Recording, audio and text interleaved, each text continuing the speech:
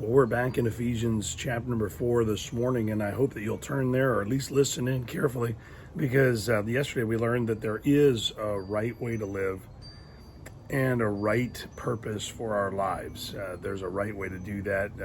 The Apostle Paul talks about it as being walking worthy of the vocation. So it's not just walking in a worthy manner equals I'm a good person, so therefore I finished the course. No, he says you've been called with a purpose. Well, here's some of the tools that he gives us to walk worthy.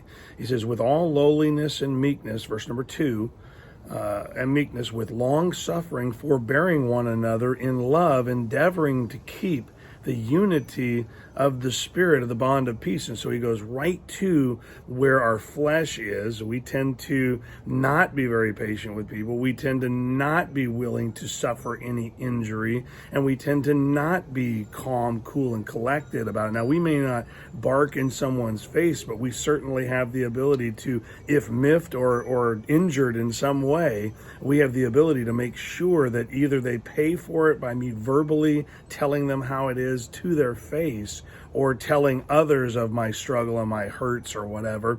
And really, what we really need to do is, in this just a short set of verses, it talks about the believers getting along with each other and treating each other with a great deal of respect. Obviously, the concept here is allowing others to be human preserves unity and requires a great deal of humility from me.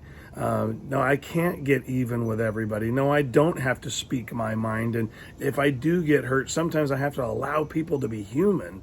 And see, oftentimes what happens is we jump the gun on someone, and if they make a slight mistake, and we make them pay for it, even if it's out of character with everything else that person has done in our lives, we tend to respond quickly to hurts and a little slower to make sure they know that we really appreciate them or love them or are encouraged by them at other times. We just absorb the good and then we attack the bad. And the Bible tells us right here, it says, with lowliness and meekness. That's that humility. That's, I could make a mistake too, so therefore I'm going to allow them to be human. We go into this other phrase, forbearing one another in love. Because we're in this Christ-honoring, loving relationship with each other, we're going to suffer injury.